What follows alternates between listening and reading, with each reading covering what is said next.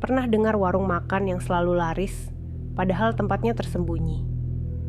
Kadang kita bertanya-tanya, apa benar karena rasa yang enak, atau ada sesuatu yang lebih dari sekadar bumbu dapur? Warung makan Ibu Jum bukan warung biasa. Letaknya di pinggir desa, jauh dari keramaian. Tapi, anehnya, orang-orang selalu berdatangan.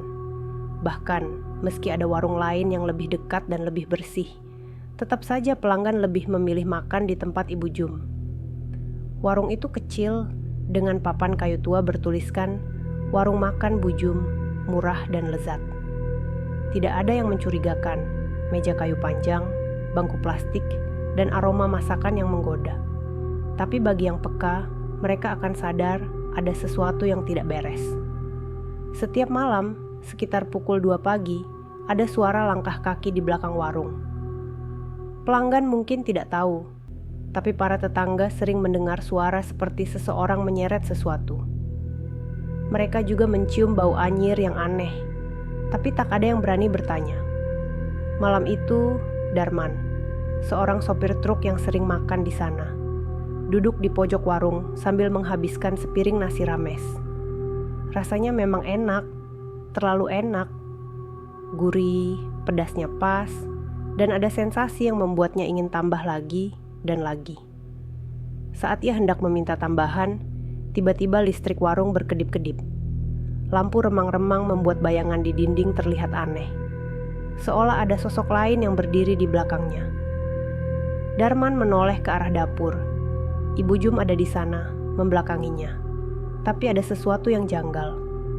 Punggungnya terlihat sedikit membungkuk, dan rambutnya yang disanggul tampak lebih berantakan dari biasanya. "Ibu Jum," panggil Darman. Ibu Jum tidak menjawab. Ia tetap berdiri di depan kuali besar, mengaduk sesuatu. Suara sendok kayunya beradu dengan kuali besi, menciptakan bunyi yang menggema. Darman menelan ludah. Ia merasa ada yang memperhatikannya. Bukan dari dapur, tapi dari sudut ruangan. Saat ia melirik ke bawah meja, napasnya tercekat. Di balik celah papan lantai, ada sepasang mata yang menatapnya. Mata yang kosong dan membusuk, seolah milik seseorang yang telah lama terkubur di dalam tanah. Darman membeku. Napasnya tersengal, dan keringat dingin mulai mengalir di pelipisnya.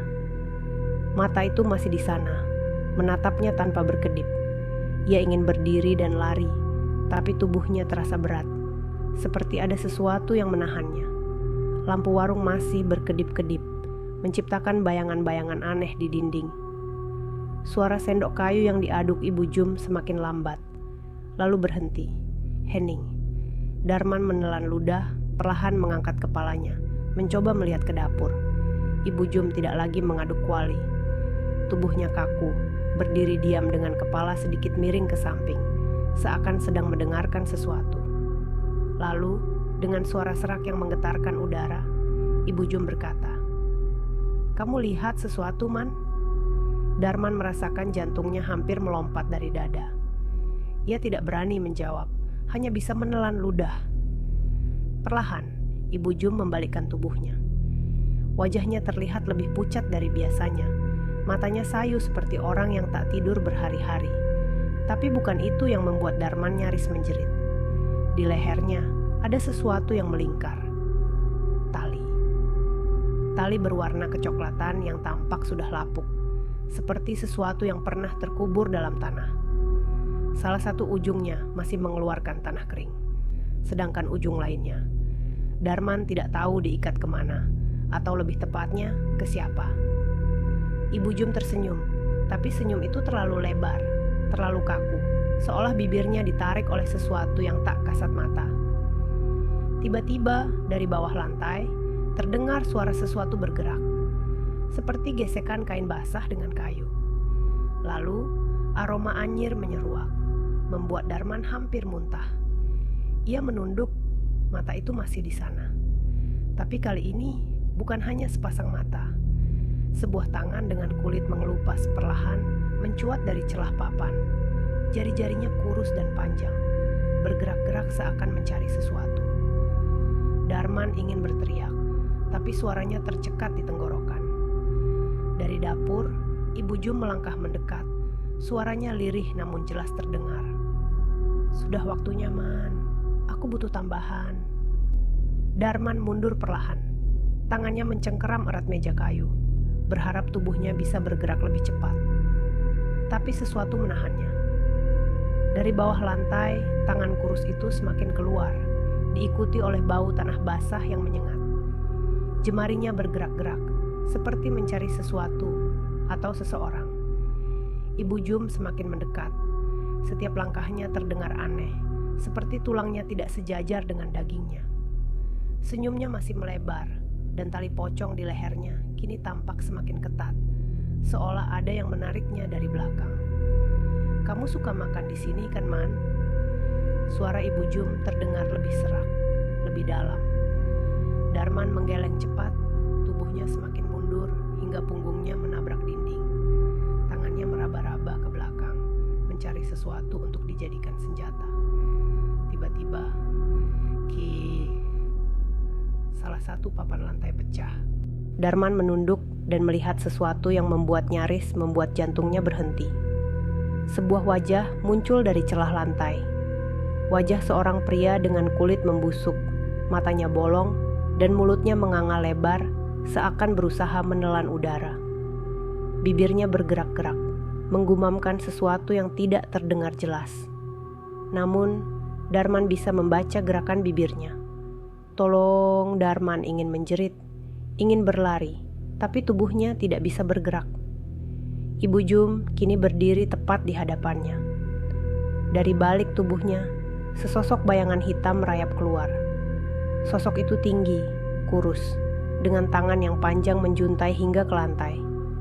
Wajahnya gelap, nyaris tak berbentuk, tapi dua matanya menyala merah, menatap langsung ke arah Darman. "Warung ini harus tetap ramai, Man. Dan untuk itu..." Tiba-tiba, tangan kurus dari bawah lantai mencengkeram pergelangan kaki Darman. "Aku butuh tumbal!" Darman menjerit. Tubuhnya berusaha meronta, tapi genggaman tangan busuk di kakinya semakin kuat. Kuku panjang yang menghitam mencengkeram kulitnya, mencakar hingga darah merembes keluar. "Lepasin aku!" Darman menendang sekuat tenaga, tapi tangan itu tidak bergeming. Ibu Jum tertawa kecil, suaranya serak dan mengerikan. "Sudah terlambat, Man. Kamu sudah makan di sini terlalu banyak kali." Darman terbelalak. Apa maksudnya? Di saat yang sama, lantai warung kembali bergetar. Celah papan semakin melebar, menampakkan sesuatu di bawahnya. Seonggok tubuh-tubuh manusia yang sudah membusuk. Beberapa masih memiliki pakaian yang utuh, beberapa lainnya hanya tersisa tulang. Dan di leher setiap jasad itu, ada tali pocong yang sama seperti yang melilit Ibu Jum. Darman hampir kehilangan akal sehatnya. Ia menoleh ke pelanggan lain, berharap ada yang menyadari apa yang terjadi. Tapi, mereka tetap makan seperti biasa, seolah tak melihat apapun. Ia mencoba berteriak meminta tolong, tapi saat bibirnya terbuka, sesuatu yang busuk dan dingin merayap masuk ke dalam mulutnya. Tali pocong itu tiba-tiba muncul dari dalam perutnya sendiri, menjulur keluar dari tenggorokannya. Darman tersedak, meronta, matanya melotot ketakutan. Ibu Jum mendekatkan wajahnya, tersenyum lebar. "Jangan lawan, Man. Ini bagian dari kesepakatan." Di belakangnya, sosok tinggi kurus dengan mata merah itu mulai bergerak maju. Jemarinya yang panjang meraih ujung tali yang keluar dari mulut Darman. Setiap warung butuh pelanggan setia, tapi juga butuh tumbal. Darman berusaha meraih sesuatu, apapun untuk bertahan. Tapi tubuhnya melemas, nafasnya tersengal, dan kegelapan mulai menelannya. Saat kesadarannya memudar, ia melihat bayangan hitam itu menarik tali pocong dengan kuat, dan tubuhnya ikut terseret masuk ke bawah lantai. Darman tak bisa lagi melawan. Tubuhnya terseret ke dalam kegelapan, melewati celah lantai yang membusuk. Bau tanah, amis darah, dan busuk mayat memenuhi hidungnya. Ia ingin menjerit, tapi tali pocong yang menjulur dari tenggorokannya semakin kencang, menariknya lebih dalam. Di bawah lantai warung, kegelapan bukan sekadar gelap. Ada sesuatu di sana. Sosok-sosok yang tubuhnya telah hancur, wajahnya penuh luka menganga, dan matanya kosong. Mereka tidak bergerak. Mereka hanya menatapnya. Lalu terdengar bisikan. "Kita semua, pelanggan tetap." Darman membelalak. Mayat-mayat itu perlahan membuka mulut mereka. Dari dalamnya keluar tali pocong yang sama, panjang, basah, menjulur seakan-akan mereka masih terikat dengan sesuatu di dunia atas. Warung ini harus terus berjalan. Sosok tinggi bermata merah muncul dari kegelapan. Jemarinya yang kurus mencengkram tali pocong yang menjerat tubuh Darman, lalu menariknya lebih erat. Darman bisa merasakan tubuhnya memendek, menyusut, melebur menjadi bagian dari yang lain. Di atas sana, Ibu Jum masih tersenyum. Ia melongok ke bawah, melihat tubuh Darman yang kini tak lebih dari seonggok daging yang menghitam. "Terima kasih sudah menjadi pelanggan setia, Man." Lalu, dengan santai, Ibu Jum menutup kembali celah lantai yang terbuka. Di atas, warung tetap ramai seperti biasa. Pelanggan datang silih berganti, menikmati makanan yang konon tak ada tandingannya. Mereka tak tahu, atau mungkin pura-pura tak tahu, bahwa di setiap suapan yang mereka telan, ada sesuatu yang lebih dari sekadar rasa. Malam berganti pagi. Warung Ibu Jum tetap buka seperti biasa, tak ada yang berubah. Asap dari dapur mengepul, aroma gulai dan semur menggoda. Siapa saja yang melintas. Pelanggan datang silih berganti. Sopir truk, pekerja bangunan, hingga penduduk desa, semuanya antre, tak sabar menyantap makanan yang terkenal murah dan lezat. Di dapur, Ibu Jum mengaduk kuali besar berisi gulai daging. Kuahnya kental, berwarna merah tua, dengan aroma rempah yang menggoda. Tapi kalau diperhatikan lebih dekat, ada sesuatu yang aneh.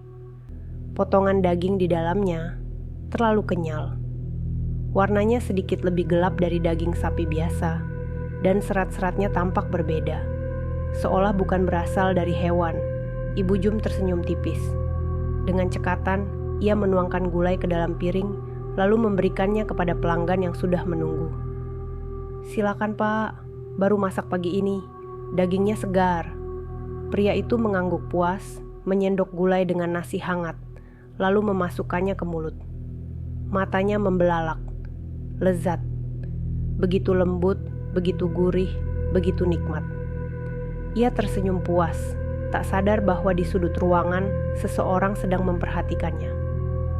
Di pojok warung ada sosok yang mengenakan baju lusuh.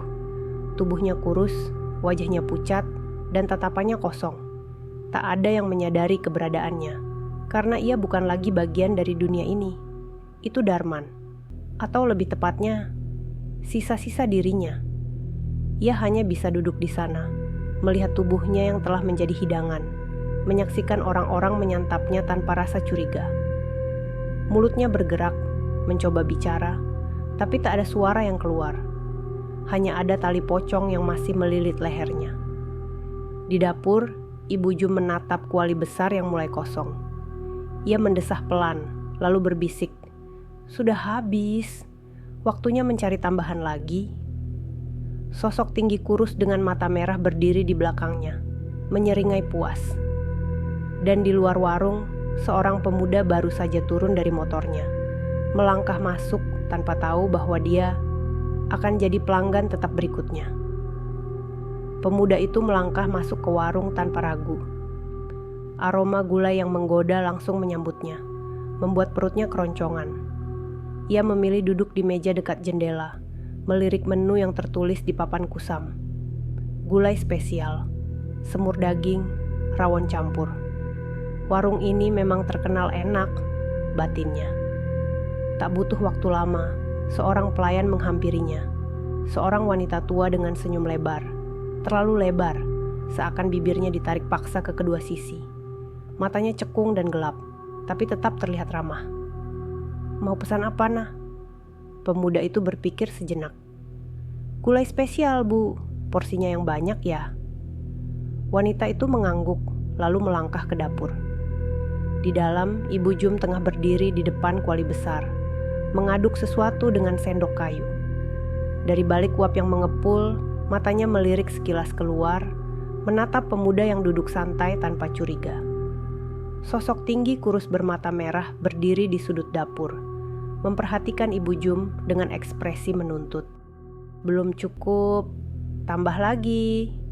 Ibu Jum mengangguk pelan, lalu merogoh sesuatu dari dalam ember hitam di sampingnya. Tangannya terangkat dan plaluk.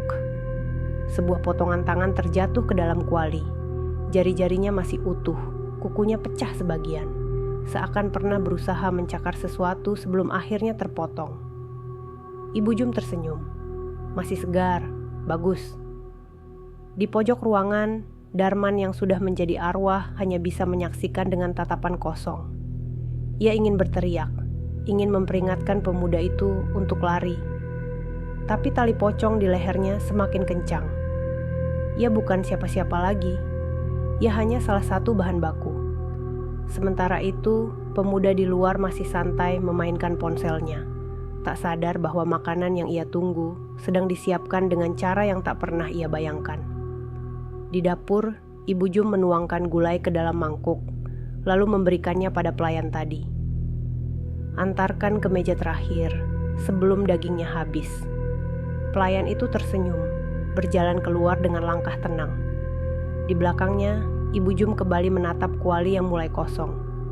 Satu pelanggan lagi, lalu kita akan cari yang baru, seperti biasa. Sosok bermata merah itu menyeringai, puas. Dan di luar warung, orang-orang masih terus berdatangan, tanpa tahu bahwa mereka mungkin tidak akan pernah pulang. Pemuda itu tak sabar menunggu pesanannya. Perutnya semakin lapar, dan aroma gula yang semerbak membuatnya ingin segera menyantapnya. Tak lama kemudian, pelayan kembali dengan mangkuk besar berisi gulai. Kuahnya kental, merah kehitaman, dengan potongan daging besar yang menggoda. Silakan nak, baru masak pagi ini. Pemuda itu tersenyum. Makasih bu. Ia mengambil sendok, meniup pelan uap panas yang mengepul, lalu menyendok potongan daging pertama. Begitu masuk ke mulut, lidahnya langsung diserang rasa gurih yang luar biasa. Lezat. Dagingnya empuk, berlemak, dan memiliki rasa yang kaya. Ia mengunyahnya perlahan, menikmati teksturnya yang sedikit kenyal, tapi tetap lembut. Gila, ini enak banget. Sendoknya kembali menyelam ke dalam mangkuk, mengambil potongan daging berikutnya. Tanpa pikir panjang, ia melahapnya lagi, dan lagi, dan lagi. Setiap suapan terasa semakin nikmat. Tapi, ada sesuatu yang aneh. Saat ia menggigit sebuah potongan yang lebih besar, lidahnya menyentuh sesuatu yang keras di dalam daging. Ia berhenti mengunyah, menjulurkan lidah untuk mengeluarkannya. Jemarinya meraba benda kecil yang tersangkut di antara serat daging. Sebuah kuku. Pemuda itu terdiam. Matanya membelalak menatap kuku-kuku kecil yang masih melekat di potongan dagingnya. Kukunya pendek dan pecah-pecah, seolah pernah dicabik paksa dari jemari seseorang. Apa ini? Tiba-tiba suara tawa kecil terdengar. Tangan kanannya gemetar, tapi tetap menyendok gulai ke dalam mulutnya. Satu suapan lagi, lalu satu lagi, dan satu lagi. Air matanya mengalir saat ia menyadari bahwa ia tidak bisa berhenti. Mulutnya terus mengunyah, sementara di dalam daging yang ia telan ada serpihan-serpihan lain, potongan tulang kecil, urat yang masih menyatu, dan helai rambut panjang yang basah. Dari dalam dapur, Ibu Jum tersenyum puas. Makan sampai kenyang, ya, sebelum kau menjadi bagian dari hidangan berikutnya. Sosok bermata merah di belakangnya tertawa pelan. Di sudut warung, arwah Darman yang tak berdaya hanya bisa menyaksikan. Karena ia tahu, pemuda itu tidak akan pernah keluar dari warung ini lagi. Pemuda itu mulai menangis. Air matanya bercampur dengan kuah gulai yang masih menetes dari sudut bibirnya. Ia ingin berhenti, ingin muntah, ingin berlari keluar dari warung terkutuk ini.